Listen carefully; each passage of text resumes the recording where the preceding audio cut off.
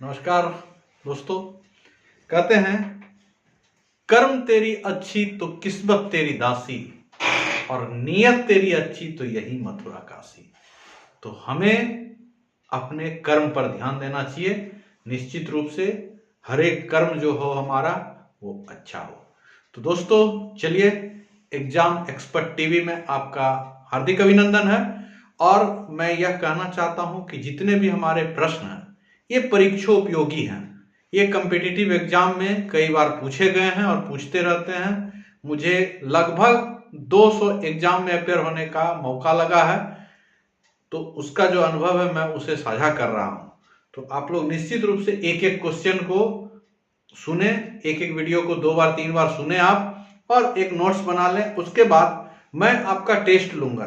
5-6 video हो जाने के बाद मैं आपका एक टेस्ट लूंगा और देखते हैं उसमें कितने लोग जवाब देते हैं। Thank you. तो अभी हमारा सोलर सिस्टम चल रहा है। आज सोलर सिस्टम का तीसरा वीडियो होगा और शायद आज पूरा हो जाना चाहिए। तो चलिए, हम लोग पिछले दिन सूर्य से दूरी के अनुसार बुध, शुक्र और पृथ्वी, ये 3 ग्रह के बारे में, पृथ्वी में ही चंद्रमा से संबंधित भी प्रश्न था। तो आज हम लोग जो है मंगल, मार्स के बारे में थोड़ा सा जानते हैं। मंगल ग्रह, तो मंगल ग्रह जो है यह पृथ्वी के बाद चौथे स्थान पर है। तो मंगल ग्रह के बारे में आज हम लोग जानेंगे। तो मंगल ग्रह के बारे में है, इसे लाल ग्रह कहते हैं। इस ग्रह को क्या कहते हैं? इसे लाल ग्रह कहते हैं। अब लाल ग्रह क्यों कहते हैं? तो यहां पर आयरन ऑक्साइड प्रचुर मात्रा में है, अधिक मात्रा में है। तो आयरन ऑक्साइड की अधिकता के कारण इसे लाल ग्रह कहते हैं। आयरन ऑक्साइड के कारण लाल ग्रह। जैसा कि हम जानते हैं कि बुध शुक्र को कोई ग्रह उपग्रह नहीं है, बुध शुक्र ग्रह को कोई उपग्रह नहीं है, पृथ्वी का एकमात्र चंद्रमा है। और मंगल की बात करें तो 2 उपग्रह है। 2 उपग्रह का नाम फोबोस एवं डिमोस। फोबोस एवं डिमोस, ये 2 उपग्रह मंगल के हो जाते हैं। और यह अपनी धुरी पर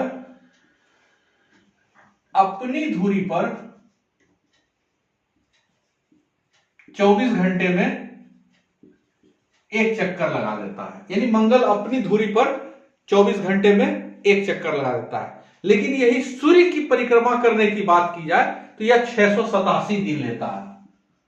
सूर्य की परिक्रमा 687 दिन में लेता है। आप देखें, बुध 88 दिन में, बुध के बाद बुध शुक्र लिया 225 दिन, पृथ्वी 365 दिन। अब यह मंगल 687 दिन। जैसे जैसे सूर्य से दूरी बढ़ रहा है तो हम देखते हैं कि यह सूर्य की परिक्रमा करने में ज्यादा समय लेता है। और इसका एक बहुत इंपॉर्टेंट क्वेश्चन आता है कि सौरमंडल का सबसे बड़ा ज्वालामुखी कौन है? सौरमंडल का सबसे बड़ा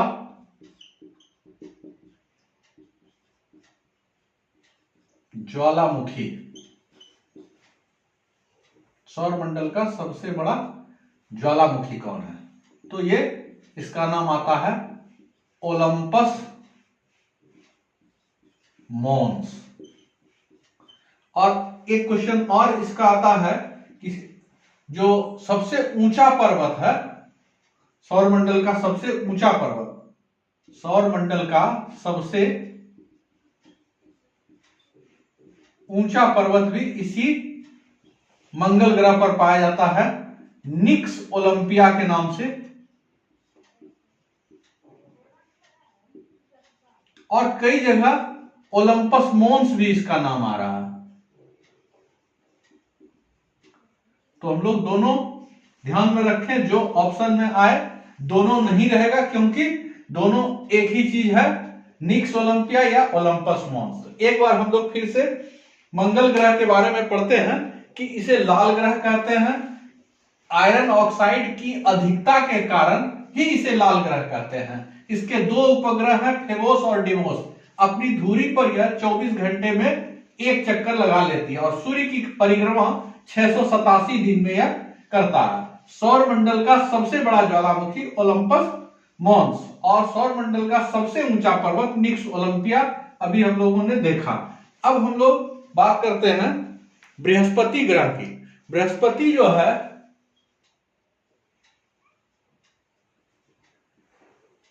इसका सबसे प्रमुख क्वेश्चन आता है कि यह सबसे बड़ा ग्रह है।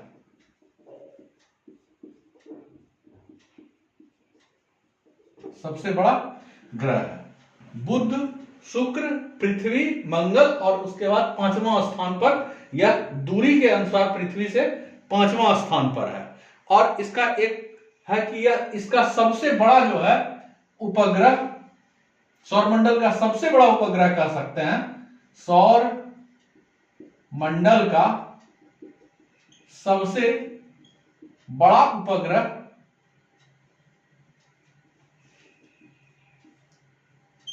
गनीमेड। और गनीमेड जो उपग्रह है यह किसका है? बृहस्पति ग्रह का ही उपग्रह है गनीमेड।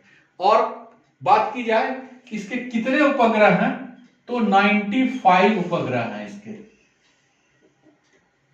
इसका संभवतः द्वितीय स्थान आता है उपग्रह की संख्या के दृष्टिकोण से। सबसे ज्यादा उपग्रह जो है वह शनि को है, 145 उपग्रह है। तो ये दो मुख्य क्वेश्चन हमको, यह सबसे बड़ा ग्रह है और इसके सबसे बड़ा उपग्रह जो है इसका गनीमेड है, यह सौरमंडल का। और अब हम लोग थोड़ा सा बात करते हैं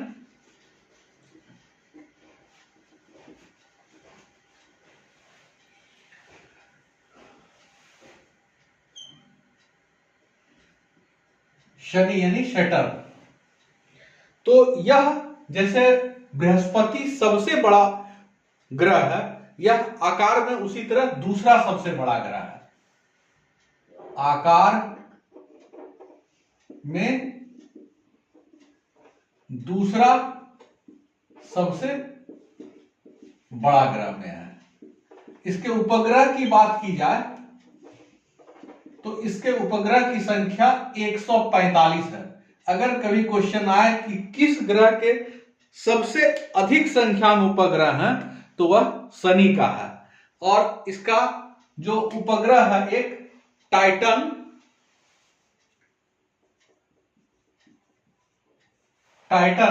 यह सौरमंडल का दूसरा सबसे बड़ा उपग्रह है।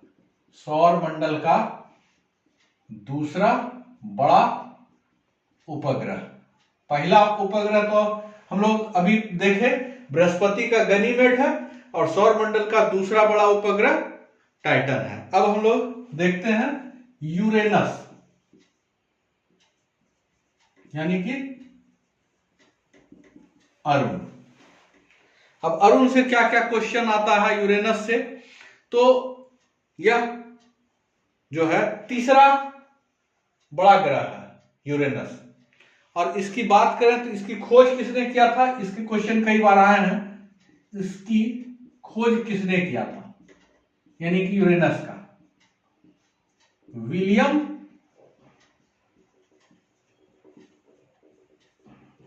विलियम हर्शेल ने इसका खोज किया था। इसको जो है सूर्य की ओर, यह जो ग्रह है सूर्य की ओर ज्यादा झुका हुआ है। सूर्य की ओर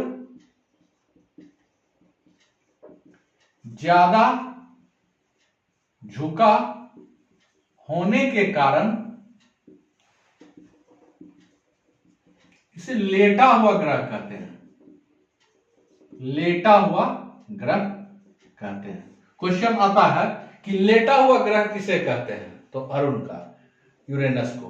और अरुण ग्रह का खोज किसने किया था, तो विलियम हर्शेल ने। और यहां थोड़ा सा है कि सूर्योदय जो होता है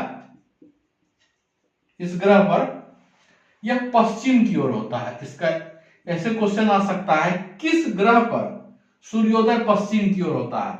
अरुण। और सूर्यास्त जो होता है यह पूर्व की ओर होता है। तो देखिए पृथ्वी का ठीक अपोजिट है। इसको याद रखने के लिए अगर पूछता है किस ग्रह पर सूर्योदय पश्चिम में होता है तो अरुण, और सूर्यास्त पूर्व में होता है तो अरुण। अरुण को हम लोग इसलिए याद रखेंगे कि कहां पर पृथ्वी का ठीक उल्टा होता है।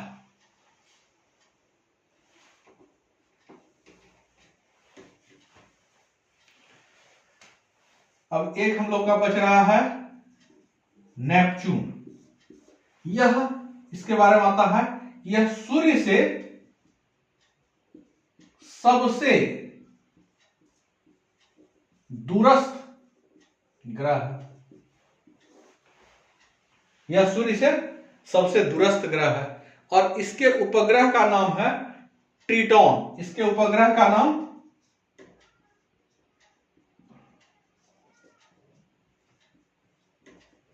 ट्रिटॉन।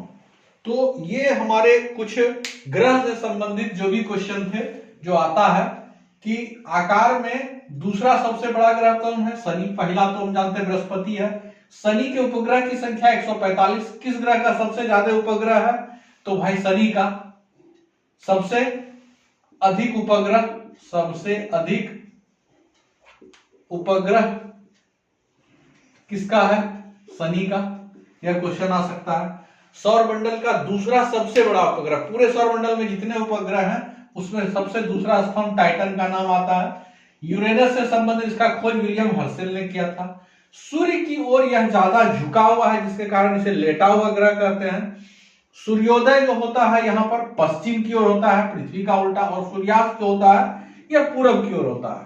अब नेपच्यून के बारे में आता है, यह सूर्य से सबसे दूरस्थ ग्रह और इसके उपग्रह का नाम ट्रिटॉन है। कई बार पूछा है कि ट्रिटॉन जो उपग्रह है यह किस ग्रह का है?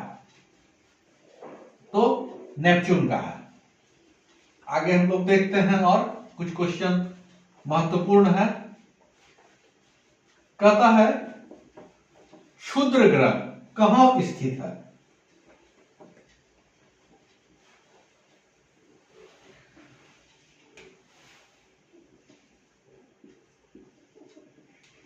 क्षुद्र ग्रह कहां स्थित है?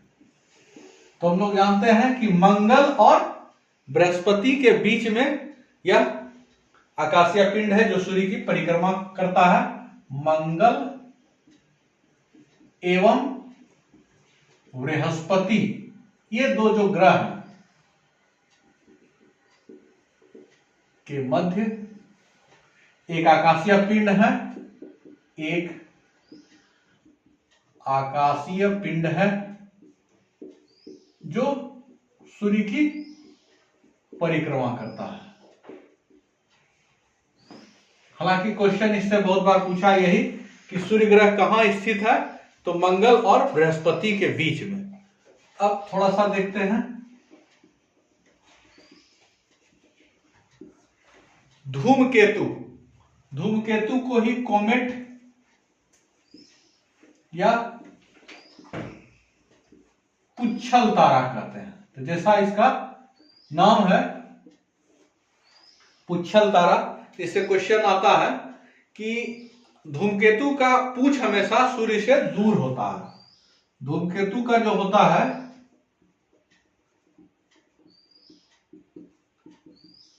पूछ सूर्य से दूर होता है। इससे बहुत क्वेश्चन ज्यादा नहीं बनता है। यह क्या है? यह गैस और धूल का मिश्रण है। गैस एवं धूल का मिश्रण है। कभी कभी ऑप्शन में ये ऐसे बना देता है, यह क्या है? गैस एवं धूल का मिश्रण है। कई बार बना दिया, चट्टान है, पानी है, पर्वत है, पहाड़ है, गैस धूल का मिश्रण है। 3-4 ऑप्शन दे दिया। धूमकेतु क्या है? गैस और धूल का मिश्रण है। अब इसमें एक क्वेश्चन इसका बहुत बार पूछा है कि हैली का धूमकेतु, हैली धूमकेतु जो है, हैली नामक धूमकेतु कितने वर्ष बाद दिखाई देता है? तो हर 76 वर्ष पर दिखाई देता है। कितने वर्ष पर? हैली का धूमकेतु 76 वर्ष पर दिखाई देता था। अंतिम बार इसको कब देखा गया? अंतिम बार किस वर्ष देखा गया है, किस ईस्वी में देखा गया है? तो 1986 में हैली का धूमकेतु देखा गया है। अगली बार कब देखा जाएगा, यह भी क्वेश्चन कई बार आया है कि हैली का धूमकेतु अगली बार कब देखा जाएगा? 2062 में। यह क्वेश्चन, दोनों क्वेश्चन आया हुआ है, तो फिर से पूछ सकता है हैली का धूमकेतु कितने वर्ष बाद दिखाई देता है? 76 वर्ष। क्षुद्र ग्रह कहां स्थित है? मंगल और बृहस्पति के बीच में। अब एक आता है उल्का क्या है? तो उल्का कुछ और नहीं है, क्षुद्र ग्रह और धूमकेतु का जो क्षुद्र उल्का क्या है? चलिए यहां पर इसको लिख देते हैं, उल्का क्या है? तो यह जो है क्षुद्र ग्रह एवं धूमकेतु का टुकड़ा है जो कि आकाश में कभी कभी चमकता हुआ कुछ क्षण के लिए दिखाई देता है और फिर विलुप्त हो जाता है। तो ये हमारे क्वेश्चन थे जो ग्रह, उपग्रह, क्षुद्र ग्रह, इससे रिलेटेड। लेकिन एक महत्वपूर्ण प्रश्न जो पूछा जाता है वो मैं चाहता हूं आप लोग को क्लियर करने के लिए, शायद, लेकिन क्वेश्चन बहुत ही कॉमन है लेकिन बहुत इंपॉर्टेंट है, हमेशा आता है। चलिए उस क्वेश्चन को भी हम लोग देख ही लें ताकि सोलर सिस्टम लगभग हमारा टच हो जाए, तो आप लोग ज्यादा। सूर्य ग्रहण, सूर्य ग्रहण को सोलर इक्लिप्स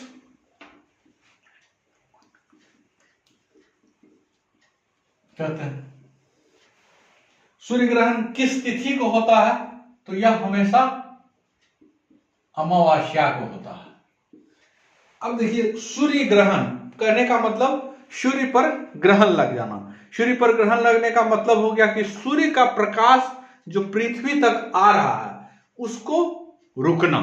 सूर्य का प्रकाश जो पृथ्वी तक आता है उसको रोकना। तो कैसे रुक जाता है? तो उसके बीच में चंद्रमा आ जाता है। देखिए,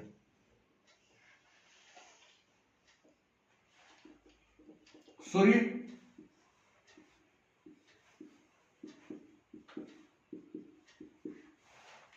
और यहां पृथ्वी है, बीच में चंद्रमा आ गया। तो देखिए, जब यह आंशिक रूप से चंद्रमा आता है सूर्य के सामने और आंशिक इसके प्रकाश को रोकता है तो उसको कहते हैं आंशिक सूर्य ग्रहण। लेकिन जब चंद्रमा पूरी तरह से सूर्य को ढक लेता है तो पूर्ण सूर्य ग्रहण। तो सूर्य ग्रहण कब होता है? सूर्य एवं पृथ्वी के बीच चंद्रमा आ जाता है। आप स्पष्ट देख सकते हैं, सूर्य का रोशनी पृथ्वी पर है तो चमकता है, रोशनी रहती है, दिन रहता है। लेकिन जब पूर्ण सूर्य ग्रहण आता है, कुछ क्षण के लिए ही आता है, चंद्रमा जब सूर्य की रोशनी को ढक लेता है तब थोड़ी देर के लिए पूरा अंधेरा हो जाता है, दिन में अंधेरा हो जाता है। ऐसा कई बार देखा गया, तो उसको सूर्य ग्रहण। अब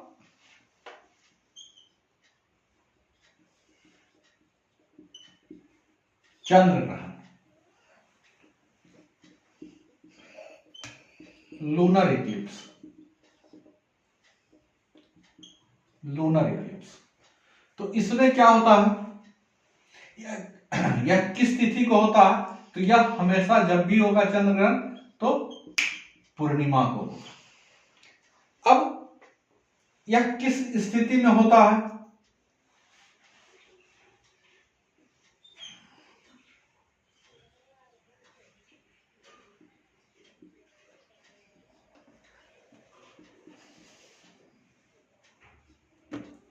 चंद्रमा है, तो यह होता है सूर्य एवं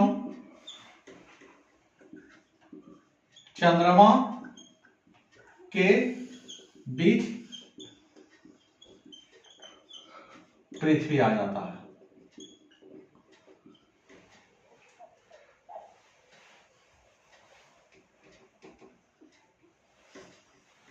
इसको शान बना लेते हैं।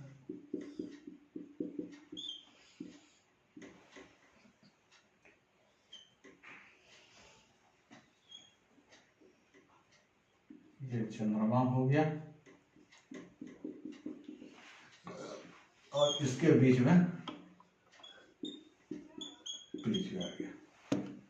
तो हम जानते हैं कि सूर्य के प्रकाश से ही चंद्रमा चमकता है, और जब पूर्णिमा होता है तो उस दिन फुल मून होता है, पूरी तरह से चंद्रमा चमकता है। लेकिन जब चंद्रमा और सूर्य के बीच में पृथ्वी आ जाए तो चंद्रमा लगता है।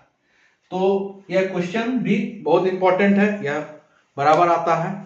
तो आगे हम लोग और भी अच्छे अच्छे प्रश्न जो हमारे कॉम्पिटिटिव एग्जाम हैं उनके दृष्टिकोण से मैं ला के आप लोगों को देता रहूंगा।